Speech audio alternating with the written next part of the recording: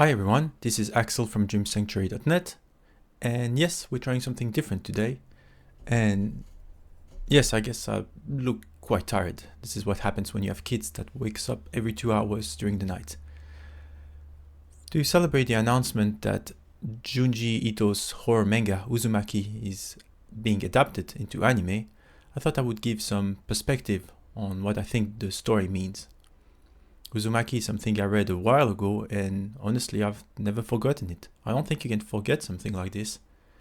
And so, when I saw the announcement, I read the story again, and I saw some things I didn't see before. And I hope I will be able to convey them to you. But first, I would like to make two remarks about what horror is. The first one is that horror is really the last refuge of the religious or the sacred.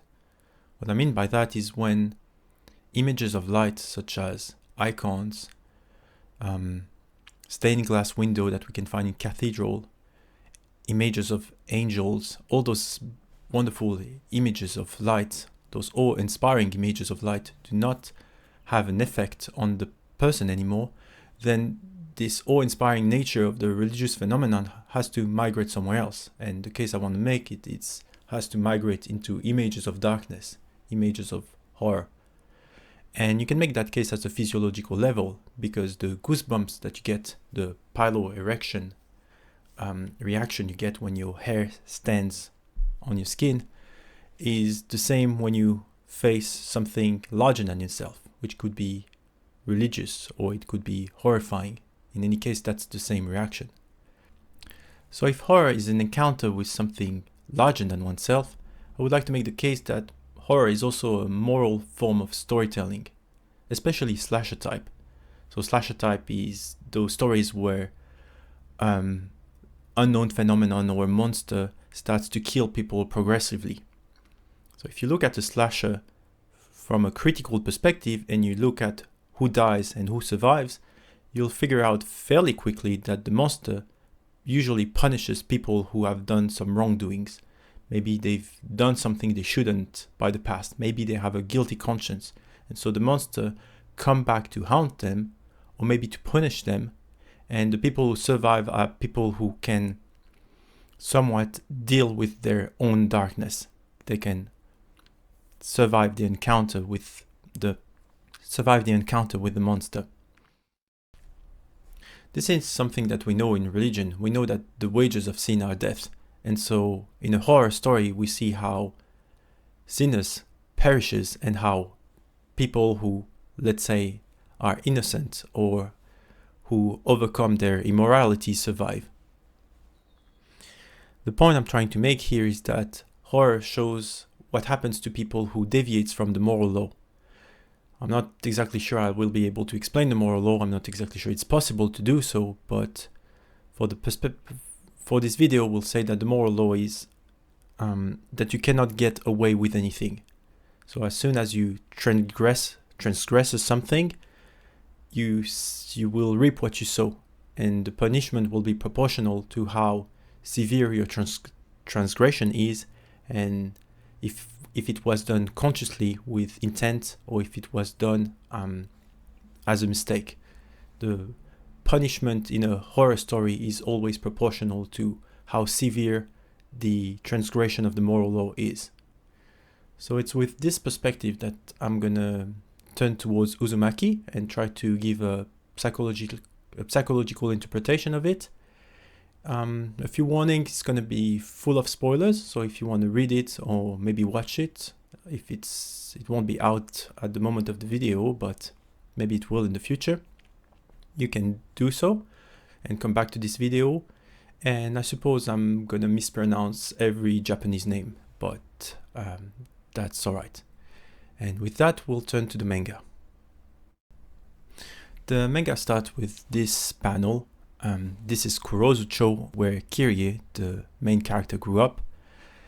And the first thing I see when I look at an image like that, I don't see a person in a village. I see the main character and I see a collective, which is the village. In a psychological language, we would say that the female ego is on the left and the village, which is really a representation of the archetype of the city, is something like a stable or maybe prosperous mode of consciousness. That's what it is as a collective. So this is an inner story. This is Kyrie and her mode of consciousness. That's her village. In this village, strange events will take place and they will all be linked with something of a spiral nature. The first encounter with the spiral is a whirlwind in the streets of the village. And we already have a sense here that something supernatural is taking place. In fact, if we turn to something like the Bible and the book of Job, we know that the Lord Yahweh answered Job out of the whirlwind. So the whirlwind is something like an interruption of something beyond what is merely natural. This is why it has this religious connotation. Something larger than oneself is interrupting us. So what is this first interruption? Well, she meets Shuichi's father, who has developed a very unhealthy obsession with spirals. He collects them and he loses himself in them. In his own words, I find the spiral to be very mystical. It fills me with a deep sense of mystery, like nothing else in nature, like no other shape.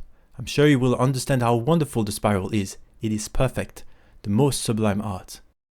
We can see that here this person is starting to lose touch in reality. In fact, it gets so bad that his wife got rid of his collection while he was out. You have to go to work.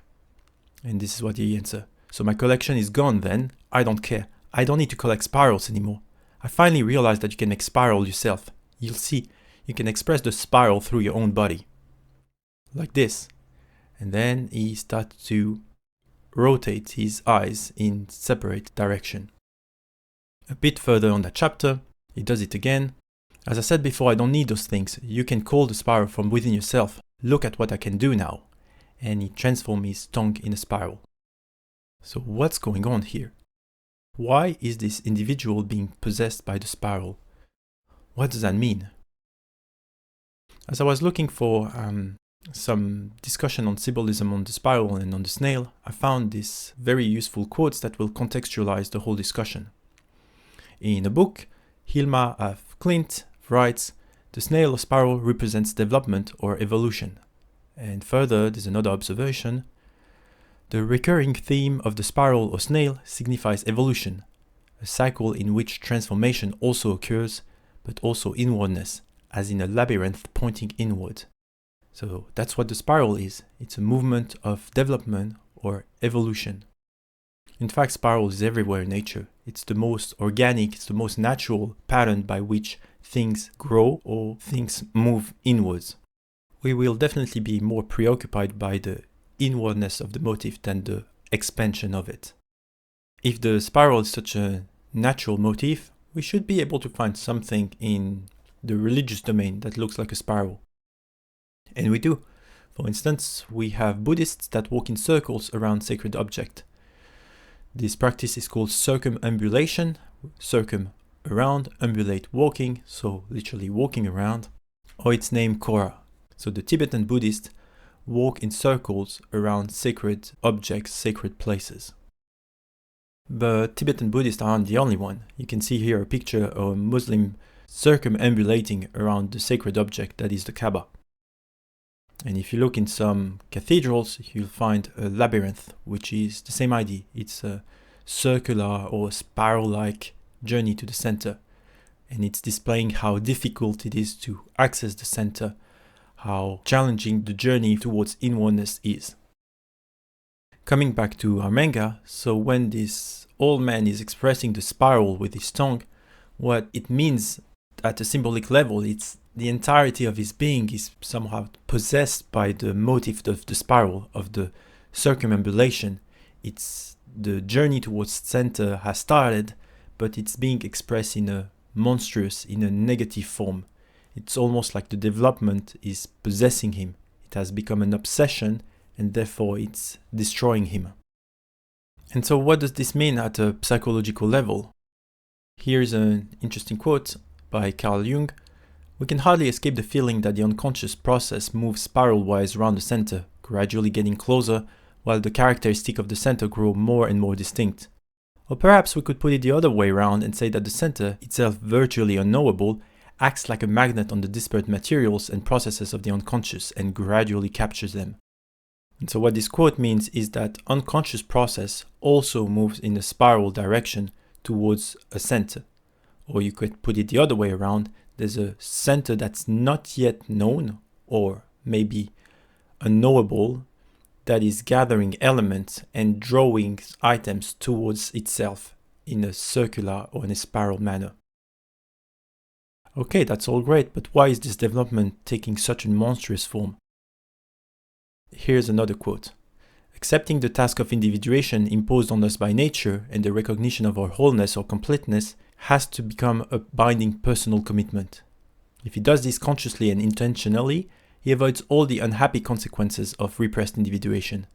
In other words, if he voluntarily takes the burden of completeness on himself, he need not find it happening to him against his will in a negative form. What this quote is saying is that there's a natural evolution imposed on us by nature, this circular pattern, and as we do that, sometimes we lag behind or we don't understand it. We do not engage with it voluntarily, and so this development becomes repressed. It becomes involuntary, and therefore it takes a negative, destructive, and monstrous forms. It's as if the development is compelling us in a direction, and we resist, and therefore it creates all different kind of dangerous side effects. Back to the book, when Shuichi's father takes his final form, which is to become a spiral, he turns towards his wife and says, "Yuki dear, come join me in the spiral." So what he's saying here is that my entire being has been captured by the process of circumambulation, which has a religious dimension, and please join me in the rotation, the journey towards center. You have to join me. This is not a seductive invitation, and we understand why the wife would reject that invitation. But having said that, if we turn to this quote, anyone who does not join in the dance, who does not make the circumambulation of the center, is smitten with blindness and sees nothing. What is described here as an outward event is really a symbol for the inward turning towards the center in each of the disciples, towards the archetype of man, towards the self. And we'll leave the rest of the quote for another time. And so this is the mother. She has stabbed her ears, stabbed her eyes. She's in constant state of vertigo. She's haunted by spirals. She say, "I'm spinning my body spiral. I don't want to become a spiral," until the way she dies. What this first chapter, the spiral obsession, represents is two extreme. The first one is the father who's completely obsessed with the spiral and therefore dies. And it's the mother who's in total opposition with the spiral, who does not join the circumambulation and therefore dies. In both cases, they have failed to meet the demands of the spiral. They are not engaged in the right level of participation, which would be to find the center. Let's take another example to make this point clear. In chapter 3, maybe the most well-known out of the book, a classmate has a strange crescent-shaped scar. People say that she has a bad reputation. She uses her looks to get guys. She gets them obsessed and then dumps them. They say she got the magic power. Then the classmate explained that she got that scar while trying to impress a crush. She walked on ropes and fell, and during the fall where she got the scar, she also became friends with her crush. So sometimes she wonders if this scar has the power to attract boys. Ever since I got this scar, I've had every boy I've ever liked. But of course, it's just a coincidence. No one has that kind of power. Well, this light might work, but when Shuichi meets this classmate, he sees that something's wrong about her. Here's what she says. "You're the first boy I've ever met who treated me like this. What is it about me that you don't like? How could you reject me?" And he says, "You're hiding something on your forehead." "Forehead? You mean my scar?" "No, it's not a scar, it's a spiral, I can feel it." "What do you mean? It's a crescent-shaped scar. Thanks to this scar, I've never had problem with love." And then the scar has transformed into a spiral. The spiral will grow larger and larger and larger during the chapter, up to the point where she consumes a man, and finally she is consumed herself by the spiral. So what is happening here? If you remember the remarks I've made about horror being a moral story, then you see that the spiral is punishing her. So what's her sin? Her sin, as it's made clear through the chapter, is that she uses her power of seduction in a very self-serving manner. She seduces boys to dump them, and this does not work with Shuichi because he's terrified out of the spiral aura. So the reason she has to die, it's because she should relinquish a deviation from the moral law, which is the misuse of her seductive power. But because she does not do that, then the sacrifice of a sin links to the total sacrifice of her whole being. If she was to repent, if she was to adopt a more humble behavior and relinquish her power, she would likely survive, but that is not the case. And so the purification of a sinful nature takes her entire personality and her entire body at once. And this is what's happening through, I would say, chapter 1 to chapter 9. We see different individuals in the village of Kurozucho that are afflicted by the spiral as a kind of purification or curse or punitive motive. Each of the individuals that are afflicted by the spiral have sinned in some kind of manner, and the more severe the transgression, the more severe the punishment. So some of them survive and some of them do not survive. Most of them actually.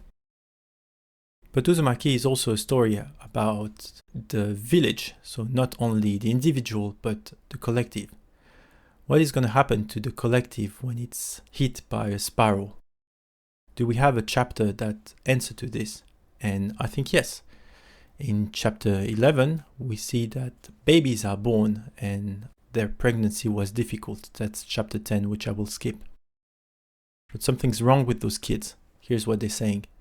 It's so cold here. I want to go back. Yes, to go back to that warm place. The water there was like heaven. I want to go back to the mother's womb. The womb is the best. Can we really go back? Of course we can. Dr. Kawamoto will do it. If he took us out, he can put us back in. And Dr. Kawamoto, the surgeon, explains that these children are regrowing their umbilical cords and even their placenta. Those sweet children want to return to their mother's womb. And then he says that the operation was successful, and I cannot show the next panel because there's nudity, but he put the child back in the mother's womb. So he opened the mother and put the children back in. This chapter is very significant in a symbolic level, because what are children? Well, they're the next generation. They're the future of the city. They're the next people who will go through events. And so if there's something wrong with those children, if they do not want to leave, if they do not want to be born, if they want to go back to the womb, that means there's no hope for the village as a collective. And if there's no hope for the village as a collective, that means that the current spiral transformation, the evolutionary motive that's going through the city, is going to be fatal to the personality. This is why it's not surprising that the next chapter is called The Storm, where even stronger natural events starts to devastate the city. There's strong hurricane, whirlwind, and tornadoes. The population now has to adapt to this accelerated destruction and will pick one of the three sides. Some of the people, such as the children in chapter 14, start to blow wind at houses, enjoying the destruction. In chapter 15, we see a gang that's enjoying the whirlwind to cause chaos and mayhem. Another side will be people who try to barricade themselves into the remaining structures, and they are regressing into a kind of survival at all cost. And this is the result. Our bodies press together and we've become tied in knots, and now we can't be separated. This grotesque image gives the sense that regressing into the structures will not work. It's an abomination. The final group tried to escape the city, and here we can see that some people try to escape by sea, and they're swallowed by the water. In chapter 17, the main characters try to leave the city and they walk up the hills. They will meet another group and it says clearly, damn it, it happened again. None of these paths work. They all lead back. So none of these three solutions work. Thriving in destructive energy is evidently not a solution. Regressing into a survival at all cost attitude is not a solution, and trying to avoid the problem is not a solution. So what is the solution? And in chapter 18, they come back to the village because all path leads back to the village, and it has now a spiral pattern and it's also a labyrinth. Finally, for the first time in the book, we have the center. The city has been restructured as a spiral, and in fact it is a labyrinth. And we've already talked about the motive of walking the labyrinth. It is to journey towards the center. It's an inward journey towards the sacred as well. So chapter 18 is dedicated to navigating that labyrinth. And once they are at the center, this is the dragonfly pond. The water has receded and they go down a spiral staircase. As they go down the spiral staircase, we end up at the last chapter, completion. And at the bottom, they discover a fairly strange location, some kind of Lovecraftian landscape. This city of Spiral is an eldritch location found under the pond, which is at the center of the village. So we have the motif of the water and going downwards, which indicates the unconscious. So this is the unconscious in its totally alien, totally foreign, totally uncanny and mysterious dimension, which means that this underworld is not understood by the upper world. The surface is not able to understand what's happening under the pond. And in psychological language, it means that consciousness, where people live, is completely detached from what's happening at the level of the unconscious. In this city of Spiral, Kirie meets Shuichi and they exchange some words. Look at the ruins. They're like a living thing. It has a will all of its own. I feel like it's invading me every moment. It's cursing us from being underground, hidden from all the eyes up there. Spirals suck things in. The eye follows the pattern to its center. I don't know who or what built it here or why, but every so often, every few hundreds or thousands or tens of thousands of years, it can reach the people above ground, and even though its builders are gone, maybe it's still building itself. So the description here is that of the unconscious as an autonomous force. It has its own will, its own purpose, and it keeps building itself, trying to reach people to the surface. And if all spirals are being emanated from here, we find the idea that the spiral are trying to gather the population on the surface towards itself, towards the center. Exhausted, neither Shuichi or Kirie can run, and they have a moment of tender love, a mystical union of the masculine and the feminine happening in the unconscious that is enough to appease the spiral.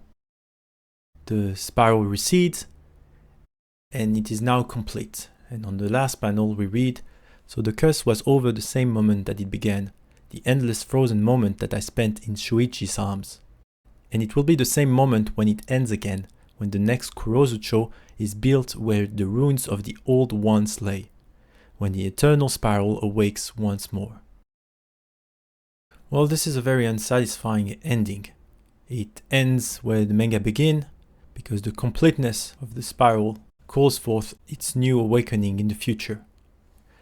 And we have a condition like this, when a story ends where it begins, we are reminded of the Oroboros. The Oroboros is this strange serpent, sometimes dragon, that eats itself to regenerate itself. And we have thus the cyclical imprisonment, that's its negative side, of being trapped. It's a form of Groundhog Day. It repeats, and it keeps repeating. It will repeat almost eternally. But there's also a positive side to the Oroboros, is that this act of repetition, of regeneration, offers new opportunities, new possible development. And that means that maybe the next time the thing will be achieved correctly. There's an intuition here that the lack of closure is a failure of the story, or at least something is missing in the narrative. The largest clue we have is at the very end of the chapter 20, which is bonus material. There's an afterword where Junji Ito self-inserts and calls his editor saying, "The Spiral Master, Uzumaki Sensen Nin, is in my house." In the previous entry, he was living in the mountains of G, and that mad hermit happens to be now in his house. And here's what he says. "So you want to know the secret of the spiral? Do you? That's easily done. But first give me more food, bring me more delicious spirals to eat." So in this manga, we have a kind of a self-awareness by the author that what exactly is the story I've written? What is the purpose of this spiral? It can't just be something that finishes and starts again. There must be more to the story. So what is the purpose? What is the secret of the spiral? If you've been following up to here, you should know the answer, but I repeat it here again. The purpose of circumambulation of the center is not an outward event, but really a symbol for the inward turning towards the center in each of the disciples, towards the archetype of man, towards the self. The circumambulation should be understood rather as a sort of amplifying symbol that renders the mystery more assimilable to consciousness, and it must therefore be interpreted as a psychic phenomenon. It is an act of conscious realization on a higher level, establishing a connection between the consciousness of the individual and the supraordinate symbol of totality, the self or the unconscious. And so I believe that this is the purpose of the spiral. It's not merely to move from one spiral to the other. It's an invitation to circumambulate, to journey toward the center. It's an evolutionary process that is meant for us to acquire a new level of consciousness or a new level of self-knowledge, of knowing oneself at a deeper level, at the level of the unconscious, at the level of the self. That's the positive side. On the negative side, if the person happens to be immoral, to have a sinful nature or have a guilty conscience because of past actions, it is possible that this journey towards the sacred will extract the sinful nature violently up to the termination of the personality. What that means is that if the sin is not sacrificed, then it takes out the entirety of the personality. In this case, Uzumaki is a tragedy because the children do not want to be born. The next generation has not taken this evolutionary leap into this new level of consciousness, and this is why the process must be started again. And so this is fairly concerning because it means that the purpose of the spiral has not been fulfilled. The lesson has not been learnt, and it will have to be repeated in the future. The lesson seems to be the establishment of a link between the surface and the underworld of the city of spiral, between consciousness and the unconscious. And this is what my channel and my website is about, is to let the city of spiral as the unconscious to have its say in consciousness, so that the ego can respond and thus establish a positive feedback loop between the two. If one does this, there's a hope that we will flow with the current and not against the current, and that we will avoid the negative, destructive and monstrous side of involuntary individuation. This is my psychological interpretation of Uzumaki, and it's a very memorable story, and I'm looking forward to watch the anime adaptation. And I'd like to thank you for your attention and see you in the next one.